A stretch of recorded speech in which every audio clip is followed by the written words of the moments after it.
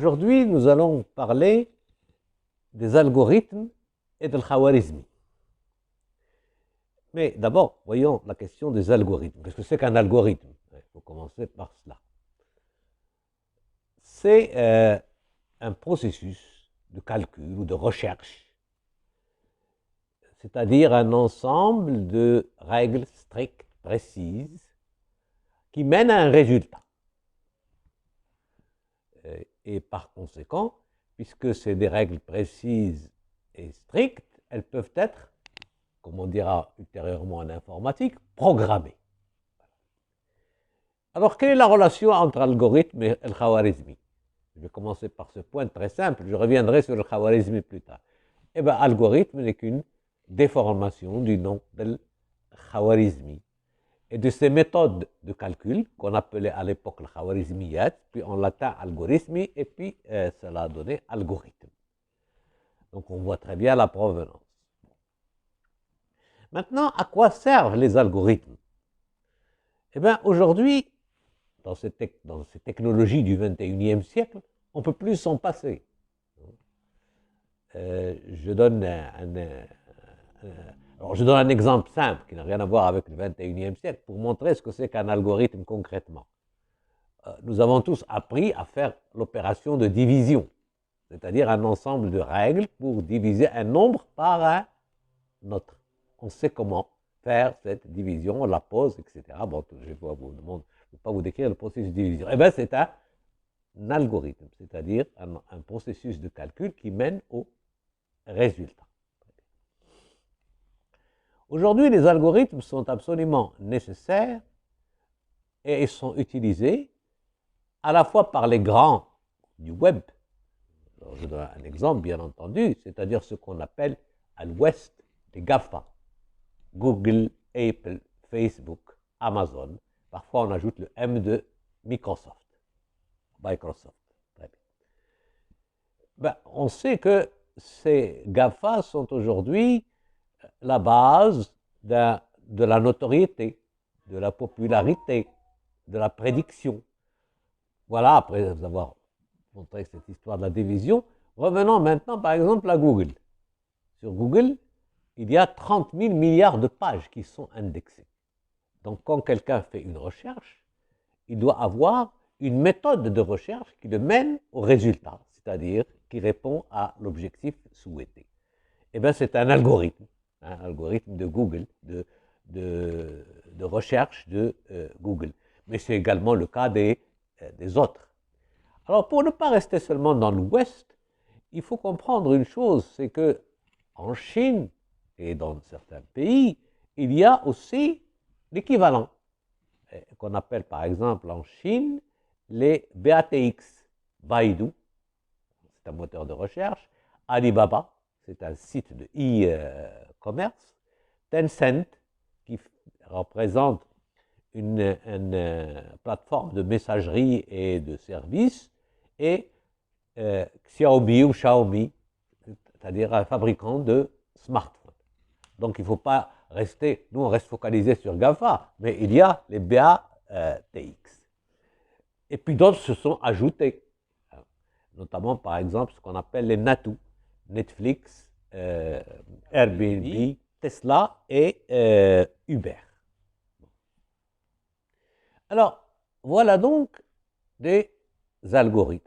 Par exemple, les algorithmes sur lesquels fonctionnent les moteurs de recherche.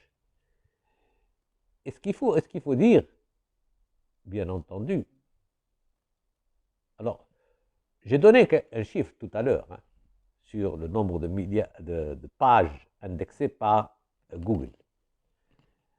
Alors, regardez bien que chaque jour, il y a près de 3,5 milliards de requêtes adressées à Google. Il y a également sur Facebook 350 millions de photos chaque jour et également 4,5 milliards de likes. Vous voyez, ce sont des chiffres très importants. Alors, qu'est-ce que ça donne? eh bien, tout ça va aller dans des bases de données, des databases ou des data centers. On collecte toutes ces informations, on ne fait même pas le tri, et on les met dans ces bases de données. Le problème après, c'est quoi?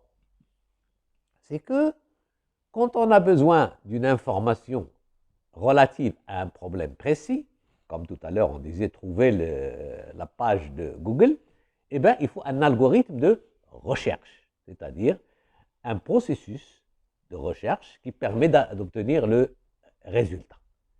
Voilà donc à quoi servent les algorithmes. Mais ils sont aujourd'hui présents dans tout, avec l'informatique, avec l'intelligence artificielle, avec la recherche dans les bases de données, ce qu'on appelle les big data ou les grandes bases de données. C'est le langage d'aujourd'hui. Ce n'est évidemment pas le langage de Khawarizmi, hein, bien entendu. Mais nous allons voir que le principe en a été posé par Al-Khawarizmi. Et donc, nous revenons à cette question pour dire que ces grandes bases de données, ces recherches qui font partie du monde d'aujourd'hui et qui se traduisent concrètement par le fait, quand vous prenez votre smartphone, on vous indique un classement des hôtels, par exemple, ou un classement des eh bien, tout cela est fait par ces algorithmes. Les algorithmes sont aujourd'hui une donnée nécessaire, mais le problème, c'est qu'elles engendrent d'énormes bases de données. J'ai donné quelques chiffres tout à l'heure. Alors, il faut bien comprendre que c'est un phénomène tout à fait nouveau. Parce que si on considère l'ensemble des informations, des livres, etc., jusqu'en l'an 2000, ils forment 5000 milliards de gigabits. Aujourd'hui, nous générons la même quantité de données en 2 jours. Vous voyez que c'est... Et donc, ça fait d'énormes bases de données qui sont stockées dans les serveurs et on va aller les chercher lorsqu'on en a besoin. Et pour les chercher, il faut absolument des algorithmes, autrement on ne les trouvera pas. Donc, vous voyez l'importance de l'algorithme. C'est la même chose dans l'intelligence artificielle. C'est ce qu'on appelle aujourd'hui une intelligence artificielle. Bon, alors c'est un nom global, mais par exemple, ça permet la reconnaissance faciale. Ben, comment se fait la reconnaissance faciale? Il faut prendre le visage d'une personne et il faut rechercher dans une grande base de données, parmi tous les visages, celui qui est le plus proche de cette personne. Donc c'est ça la reconnaissance faciale. Et elle est un élément important de l'intelligence artificielle. Bon, on peut discuter du bien ou du mal de ces questions, bon, mais ça sera un autre objet. Pour l'instant, restons focalisés sur la question de l'algorithme. Et donc, revenons, parce qu'il faut bien y revenir, revenons à Al-Khawarizmi. Mohammed bin Moussa Al-Khawarizmi est né dans Al-Khawarizm en 780. Al-Khawarizm, aujourd'hui on le mettrait dans l'Ouzbékistan, c'est-à-dire dans une région d'Asie centrale où il y a Samarkand et Bukhara. Puis sa famille émigre à Bagdad. Et là, il devient mathématicien, il passe ses diplômes de mathématiques. Et le calife Abbasid Haroun Rachid, célèbre dans le conte des Mille et une nuits, lui demande d'enseigner et d'être un maître en mathématiques. Dans la maison de la sagesse, Beit al-Hikmah, qu'il a créé. Il lui pose même la question suivante, est-ce que vous n'êtes pas intéressé par d'autres choses que par les mathématiques? Et Al-Khawarizmi lui répond, ce que je voudrais, c'est améliorer l'enseignement des mathématiques. Bien que, en fait, il soit en même temps aussi astronome, géographe, cartographe, il fait des instruments comme l'astrolabe, etc. Et alors, il va faire dans cette histoire d'enseignement des mathématiques, il va faire une révolution. C'est-à-dire qu'au lieu de chercher selon les anciennes méthodes, il va mettre en pratique le calcul algorithmique, qu'on va appeler à cette époque al-Khawarizmiyat, de son nom. Et il va le faire principalement, bon, pour les mathématiciens, ça c'est en fait le second degré, sur l'équation du second degré, dont il va trouver la solution par une méthode algorithmique. Plus tard, d'ailleurs, les autres, ces précurseurs, trouveront les solutions des équations du troisième degré, du quatrième degré, du cinquième degré, etc.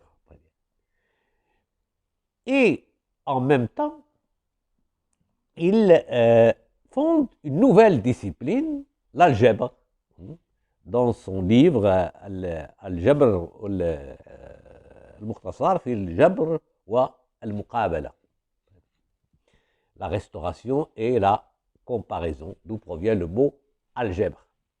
Il y a d'autres choses importantes, notamment l'utilisation des chiffres que nous appelons aujourd'hui les chiffres arabes et qui sont utilisés un peu partout dans le monde, pratiquement partout dans le monde. Même en Orient, ils utilisent les anciens chiffres hindous, mais aussi les chiffres arabes.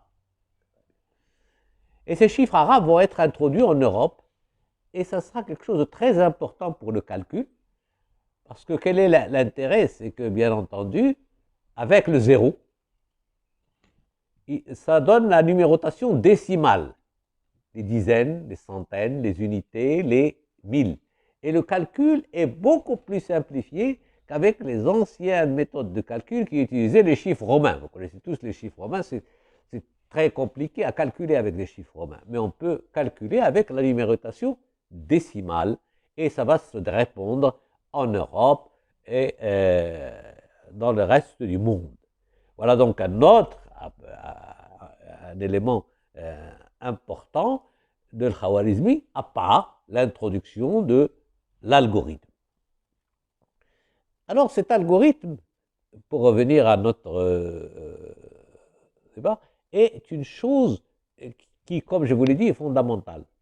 Si on n'avait pas les algorithmes, les grandes bases de données seraient non utilisables. On aurait beau collecter des milliards d'informations, on ne pourrait pas les utiliser parce qu'on n'aurait pas une méthode pour trouver la bonne information. Et donc, c'est très important d'avoir ces algorithmes.